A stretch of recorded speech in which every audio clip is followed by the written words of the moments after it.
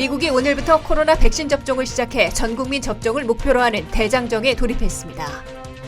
코로나 백신을 맞아도 마스크를 써야 할 것으로 의료 전문가들은 당부하고 있습니다. 트럼프 대통령이 코로나 구호 패키지에 더 많은 미국민 직접 지원을 제공하자고 강조해 직접 지원이 포함될지 주목되고 있습니다. 오바마 케어 건강보험을 내년에도 이용하기 위한 등록이 15일 자정에 마감됩니다. 바이든 후보는 선거인단 투표로 대통령 당선을 확신하고 있는 반면 트럼프 대통령은 새 소송 제기, 특검 임명 고려 등 투쟁을 멈추지 않고 있습니다. 시청자 여러분 안녕하십니까? 워싱턴 뉴스 투데이입니다. 미국이 오늘부터 코로나 백신 접종을 시작해 전 국민 접종을 목표로 하는 대장정에 돌입했습니다.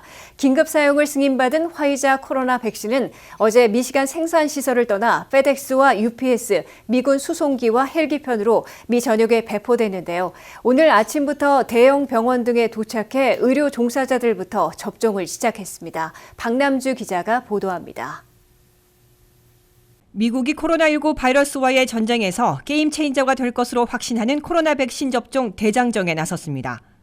미국서 첫 번째로 긴급 사용을 승인받은 화이자 코로나 백신 1차분 290만 개가 미 전역 636곳에 배포돼 오늘부터 1순위 접종 대상자들인 의사와 간호사 등 의료 인력부터 접종받기 시작했습니다. 화이자는 일요일 이른 아침 미시건 생산시설에서 1차분 290만 개를 운송을 맡은 페덱스와 UPS에 넘겼으며 오늘 오전 주로 대형 병원들인 145곳에 배포된 데 이어 내일은 425곳, 수요일에 66곳에 배달된다고 초고속 작전을 지휘하고 있는 미 육군 군수사령관인 구스타브 퍼르나 대장이 밝혔습니다. 오늘 오전에 화이자 코로나 백신을 처음으로 받은 145곳의 대형 병원들에서는 화씨로 마이너스 94도에 보관할 수 있는 특수 냉장고에 집어넣고 코로나 환자들을 치료하고 있는 의사와 간호사 등 의료 인력들부터 접종하기 시작했습니다. 1차분으로 미 전역 636곳에 배포되는 290만 개의 화이자 코로나 백신으로 의료 인력에 이어 양로원이나 장기치료시설에 거주하는 노년층과 그 직원들이 일주일 늦은 21일부터 접종받게 됩니다. 이들에 대한 접종은 연방정부와 계약을 맺은 약국이 있는 대형 편의점인 CVS 월그린이 약사들을 양로원 등에 직접 파견해 21일부터 실시하게 됩니다. 미국 정부와 화이자사는 이번 주 1차로 290만 개를 저녁에 배포하고 21일이 지난 후 두 번째 접종할 때 2차로 290만 개를 보낼 계획입니다. FDA는 화이자에 이어 모더나와 국립보건원이 공동 개발한 코로나 백신에 대해 17일 외부 전문가 자문위원회의 심의와 승인 권고가 나오는 대로 하루 만인 18일에 긴급 사용을 승인할 것으로 보입니다. 12월 말까지 화이자 2,500만 개, 모더나 2,000만 개 등 4,500만 개의 코로나 백신을 생산해 공급키로 했는데 미국 정부는 의료 인력과 양로원 등의 노년층을 중심으로 2천만 명에서 2번씩 접종할 계획입니다. 최우선 접종 대상자들에 이어 2021년 1월부터 2월까지 코로나 백신을 맞게 될 2순위 접종 대상자들은 식료품점을 비롯한 필수 직종 근로자들로 8,700만 명에 달합니다. 3월부터 가능해질 3순위 접종 대상자들은 기저질환을 갖고 있는 1억 명과 65세 이상 노년층 5,200만 명이 될 것으로 보입니다. 반면 16세 이하 어린이와 임산부, 모유 수유하는 어머니 등에 대해선 1월 중에 별도의 임상 실험을 거쳐 코로나 백신 접종 여부를 결정할 것으로 당국은 밝히고 있습니다. 앤서니 파우치 국립전염병연구소장은 3억 3천만 명의 미국인들 가운데 젊고 건강한 성인들은 내년 4월부터 7월 사이에 코로나 백신을 접종받을 수 있을 것이라고 밝혔습니다. WKTV 뉴스 박남주입니다.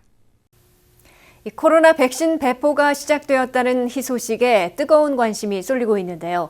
미국에서도 이제 백신 접종을 본격 시작하면서 백신 접종을 마친 사람은 이제 마스크를 벗어도 되는지 궁금합니다. 오늘부터 배포된 화이자의 백신이 임상실험에서 높은 예방 효과를 보여 그 기대가 커지고 있는데요. 백신 접종 후 마스크는 언제 벗을 수 있을지 김지수 기자가 전해드립니다. 오늘부터 미국도 의료 종사자들을 중심으로 백신 접종이 시작되면서 백신 접종 후 그동안 가장 효과적인 방역 수단이었던 마스크를 벗어도 되는지에 대한 관심이 쏠립니다. 하지만 앞서 접종을 시작한 미국 정부는 접종이 시작되긴 했지만 앞으로 적어도 1년간은 마스크를 착용해야 한다며 주의를 당부했습니다. 미국 정부도 긴장의 끈을 놓지 않고 있습니다. 백신 접종이 시작되면서 사회적으로 고무된 분위기에 편승해 자칫 방역 체계가 무너질 수 있다는 우려 때문입니다. 소아과 의사인 다이앤 헤스 박사도 CBS 뉴스와의 인터뷰에서 결국엔 마스크를 벗는 날이 오겠지만 백신이 인체에서 제대로 역할을 하는지를 확인할 때까지는 마스크를 써야 할 것이라고 말했습니다. 화이자의 백신은 임상시험에서 95%의 효능을 보인 것으로 알려져 있습니다. 모더나의 백신도 94.5%, 아스트라제네카의 백신은 90%에 달하는 예방 효과를 보여 마스크에서 곧 해방될 거라는 기대는 그동안 더 커져왔습니다. 그러나 예방 효과가 100%는 아니기 때문에 백신 접종자 전원에게서 코로나19 예방 효과를 기대할 수 없고 또 백신을 접종했더라도 무증상 감염 상태로 다른 사람에게 바이러스를 옮길 가능성도 배제할 수 없습니다. 질병통제예방센터 CDC는 백신을 2번 접종한 이후라도 계속해서 사회적 거리두기를 지키고 마스크를 착용하라고 권고하고 있습니다. 앤서니 파우치 국립알레르기 전염병 연구소 소장은 집단 면역을 기대하려면 국민의 70% 이상이 백신 접종을 해야 한다고 밝힌 바 있습니다. 하지만 최근 퓨 리서치 센터의 여론조사에서 미국민 10명 중 4명은 백신이 나와도 맞지 않겠다고 답해 집단 면역으로 마스크를 벗게 되기까지는 아직 상당한 시간이 걸릴 것으로 보입니다. 다이앤 헬스 박사는 백신 접종자가 바이러스를 방출하는지에 대한 임상 시험 결과는 아직 없다며 아프지 않은 상태에서도 바이러스를 전파할 수는 있다고 우려했습니다. 또한 그는 사람들은 백신이 일종의 마스크를 쓰지 않아도 되는 통행증이라 생각하지만 백신이 만능 방어 효과를 낸다는 증거는 어디에도 없다고 강조했습니다. WKTV 뉴스 김지수입니다. 도널드 트럼프 대통령이 의회에서 거론되고 있는 것보다 더 많이 미국민 직접 지원을 제공하자고 강조하고 나서 얼마나 반영될지 주목을 끌고 있습니다. 초당파 연방 상원의원들은 조속한 타결을 위해 9,080억 달러 초당안을 7,480억 달러와 1,600억 달러짜리로 분리 처리하자고 수정 제안에 직접 지원을 다시 포함시킬 여지를 만들고 있는 것으로 보입니다. 보도에 한면태 기자입니다. 이번 주말 안에 연방 예산안에 부착시켜 최종 통과될 것으로 기대되는 코로나 구호 패키지가 최대 쟁점 부분은 뒤로 미루고 초당적 합의안부터 따로 떼어 처리하면서 미국민 직접 지원은 다시 포함시키는 쪽으로 향하고 있습니다. 도널드 트럼프 대통령은 팍스뉴스와 인터뷰에서 나는 미국민들에게 보낼 직접 지원금으로 현재 의회에서 거론하고 있는 것보다 더 많이 제공하기를 원하고 있다고 강조했습니다. Very hard, and to be honest with you, if the Democrats really wanted to do the deal, they do the deal. They should do it right now. I want to see checks going for more money than they're talking about going to people. 백악관은 최근 1차보다 절반인 600달러 직접 지원을 제안한 바 있는데 다시 최소 1,200달러로 늘려 포함시켜야 한다는 입장을 공개 표명한 것으로 해석됩니다. 특히 트럼프 대통령은 비공개적으로는 미국민 1인당 2,000달러씩 지원하자는 입장을 표명해왔다고 워싱턴 포스트가 보도했습니다. 진보파인 민주계 무소속 버니 샌더스 상원의원과 보수파인 공화당의 조시 하울리 상원의원이 이례적으로 손잡고 1,200달러씩의 직접 지원금을 코로나 구호 패키지에 반드시 포함시키는 투쟁에 나서 있습니다. 이런 가운데 공화민주양당의 상원의원 8명으로 구성된 초당파 8인방이 미치 매코널 공화당 상원대표의 제안을 전격 수용해 9,080억 달러 패키지 안에서 주정부 로컬 지원 1,600억 달러와 소송 면제 조항만 따로 떼어내고 공감대가 형성된 7,480억 달러 안으로 둘로 나눠 처리하자고 수정 제의했습니다. 초당파 상원의원 8인방을 이끌고 있는 민주당의 조 맨신 상원의원은 미국이 시급하게 필요로 하는 구호 패키지를 마무리하지 않고 할러데이를 보내기 위해 워싱턴을 떠날 수는 없다며 이번 주말안 처리에 전력 투구하고 있음을 강조했습니다. And there's no way that we're going to leave Washington without taking care of the emergency needs of our people. 초당파 상원의원들의 수정 제안대로 주정부 로컬 정부 1,600억 달러와 소송 면제 조항은 나중으로 미루고 7,400억 달러 규모의 코로나 구호 패키지를 신속 처리할 수 있을 것으로 예측되고 있습니다. 더욱이 총규모를 7,480억 달러로 낮춰 미국민 직접 지원안을 다시 포함시킬 여지를 만들고 있는 것으로 관측되고 있습니다. 다만 미국민 1,200달러를 직접 지원하는데 3천억 달러가 추가되면 1조 달러를 넘게 돼 1,460억 달러를 투입해야 하는 600달러 직접 지원이 포함될 가능성이 더 높은 것으로 거론되고 있습니다. WKTV 뉴스 한면택입니다. 이 오바마 케어 건강보험을 2021년 새해에도 이용하기 위한 등록이 내일인 15일 자정에 마감됩니다. 워싱턴 DC와 캘리포니아 등 몇 개 지역은 새해 1월 15일까지 등록할 수 있으나 버지니아와 메릴랜드 주민들은 내일 자정 안에 등록이나 갱신을 마쳐야 합니다. 김지수 기자의 보도입니다. ACA 오바마 케어 건강보험을 2021년 새해 1월 1일부터 이용하기 위한 등록이 내일인 15일 자정 마감되므로 막판에 분주한 움직임을 보이고 있습니다. 연방 차원의 헬스케어.gov으로 등록해야 하는 버지니아 등 36개 주 거주민들은 15일 자정 안에 등록해야 새해 1월 1일부터 중단 없이 건강보험을 이용할 수 있게 됩니다. 주별로 오바마 케어 프로그램을 운용하고 있는 15개 주 가운데 메릴랜드는 연방과 같이 내일 자정 마감합니다. 반면 워싱턴 DC와 캘리포니아, 콜로라도는 가장 긴 내년 1월 15일까지 등록이 가능합니다. ACA 오바마 케어의 2021년분 건강보험 이용자들이 크게 늘어날 것으로 예상되고 있습니다. 올해 코로나 사태로 직장 의료보험을 잃어버린 미국민들이 급증해 대거 오바마 케어로 몰릴 것으로 보입니다. 더욱이 2021년도분 ACA 건강보험을 서비스하는 보험사들이 늘어난 반면 월 보험료인 프리미엄은 2% 하락해 선택권이 확대된 것으로 관측되고 있습니다. 2021년도에는 22곳의 건강보험사들이 ACA에 다시 들어와 모두 181개사가 건강보험 플랜을 내놓고 고객들의 선택을 유도하고 있습니다. 새해에도 ACA 오바마 케어를 통해 건강보험을 이용하려는 사람들은 연방 차원의 헬스케어.gov나 주별 헬스케어 웹사이트에서 로그인하고 본인의 가족 수와 소득 정보를 입력하면 연소득 7만 달러 이하이면 정부 보조금이 결정됩니다. 자신이 받게 되는 텍스 크레딧을 매달 납부해야 하는 프리미엄 보험료에 충당할 수 있으며 그 차액만 본인이 내게 됩니다. 영어에 숙달하지 못한 한인들은 비영리 한인단체들로부터 등록하는 데 무료로 지원받을 수 있습니다. 워싱턴 한인사회에서는 비영리 단체인 나카색, 즉 미교협 등이 나서 무료로 오바마 케어 등록을 돕고 있습니다. 버지니아에 거주하고 있는 한인들 가운데 ACA 오바마 케어에 등록하는 데 도움을 받으려면 버지니아 미교협 703-256-2208번으로 전화를 하거나 이메일 vahealth@nakasek.org로 연락하면 됩니다. 버지니아 미교협은 그동안 페어팩스 카운티를 비롯한 북버지니아 지역은 물론 남부 리치몬드 지역에서도 한인들이 도움을 요청해와 전화와 온라인으로 ACA 오바마 케어 등록과 건강보험 선택을 돕고 있다고 밝혔습니다. WKTV 뉴스 김지수입니다. 대통령 선거인단 538명이 오늘 각 주도에서 차기 대통령을 선출하는 투표를 실시했습니다. 민주당의 조셉 바이든 후보는 306대 232표로 제46대 미국 대통령으로 공식 당선될 것으로 확신하고 있는 반면 도널드 트럼프 대통령은 연방 대법원의 심리 거부에도 불구하고 새 소송을 제기하고 특별 검사 임명을 고려하는 등 투쟁을 멈추지 않고 있습니다. 한면택 기자의 보도입니다. 선거인단이 공식 투표로 대통령을 선출한 숙명의 날에도 조셉 바이든 후보 측은 공식 대통령 당선을 확신한 반면 도널드 트럼프 대통령 측은 새 소송을 제기하고 특별검사 임명을 고려하는 등 정면 대치하고 있습니다. 대통령 선거인단 538명은 오늘 각 주도에 있는 주로 주정부 청사에서 유권자들이 선택한 각 주의 승자에게 한 표씩 던진 대통령 선거를 실시했습니다. 동부시각 오전 10시에 인디애나, 테네시, 버먼트를 시작으로 정오에는 분쟁 지역들인 애리조나, 조지아, 펜실베니아, 오후 1시에는 위스콘신, 2시에는 미시건에서 투표가 이루어졌습니다.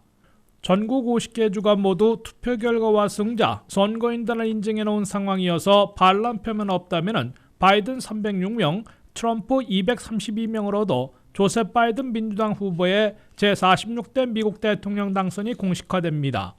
다만 오늘 선거인단 투표에서 반란표들이 나와 파란을 일으킬 가능성은 이론적으로는 남아 있습니다.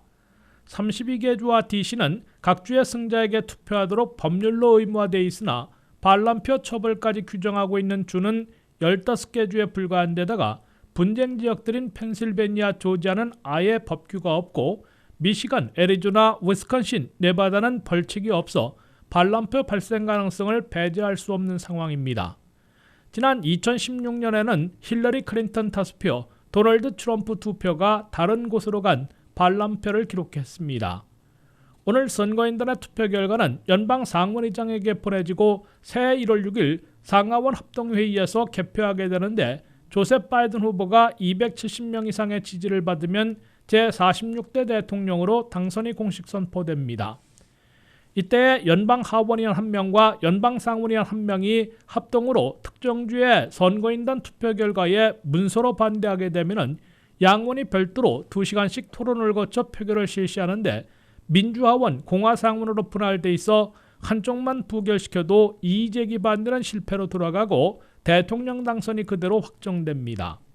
조셉 바이든 후보 측은 오늘 선거인단의 투표로 대통령 당선이 공식화됐다고 간주하고 대통령 당선인으로서의 정권 인수 작업에 매진할 것으로 강조하고 있습니다. 반면 도널드 트럼프 대통령은 주말에도 미 육사를 방문해 육군과 해군 간의 경기를 직접 관람하며 건재를 과시했고 워싱턴 DC에서는 수만 명의 지지자들이 집회를 열어 투쟁 의지를 굽히지 않고 있습니다. 트럼프 법률팀은 연방대법원이 텍사스 등 18개 주의 소송에 대해 권한 부족으로 심리를 거부했으나 분쟁 지역에서 당사자가 직접 소송할 수 있다는 뜻으로 해석하고 새로운 소송을 연방지법에 다시 제기해 다시 한번 연방대법원의 심리와 결정을 이끌어내려 시도할 것임을 밝혔습니다.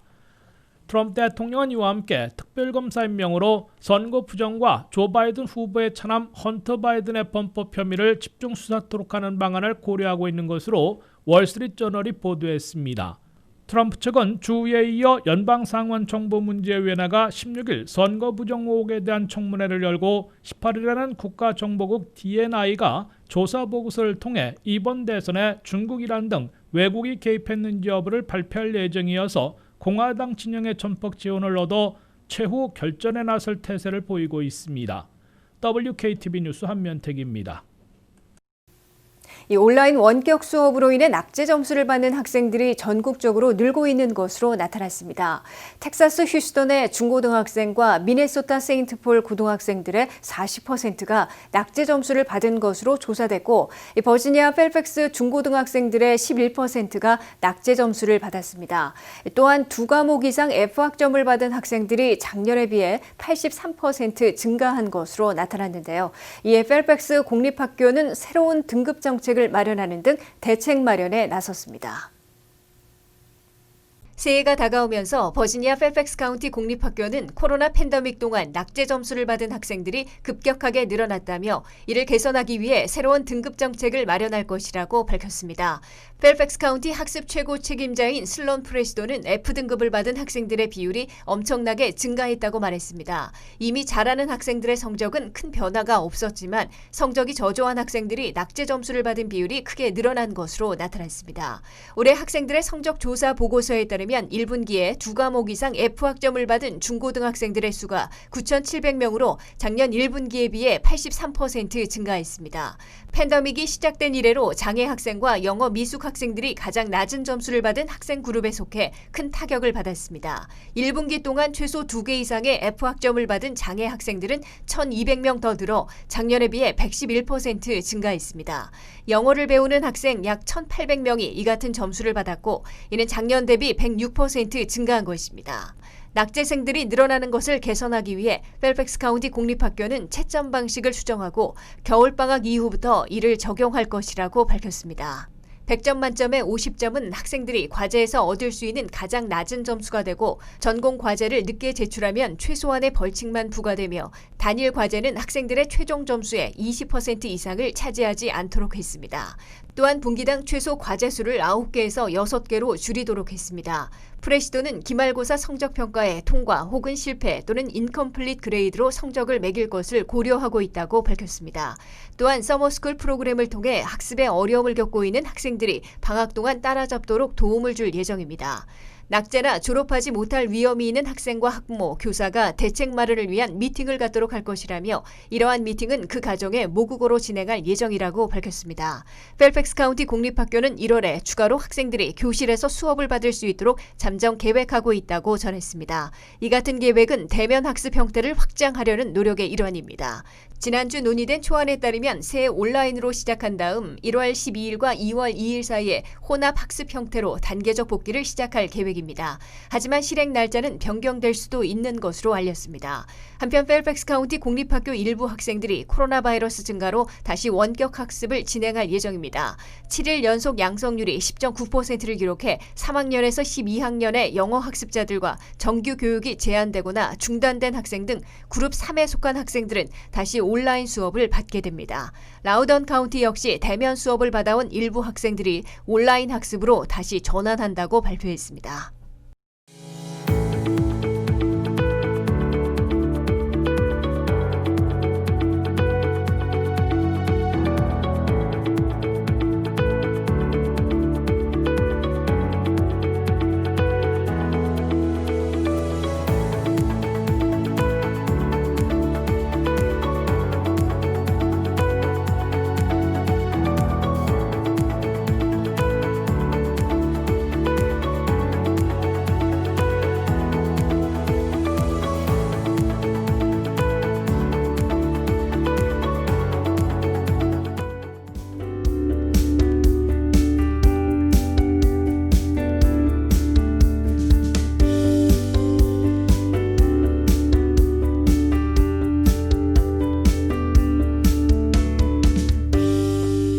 이상으로 워싱턴 뉴스투데이를 마치겠습니다. 시청해주신 여러분 고맙습니다.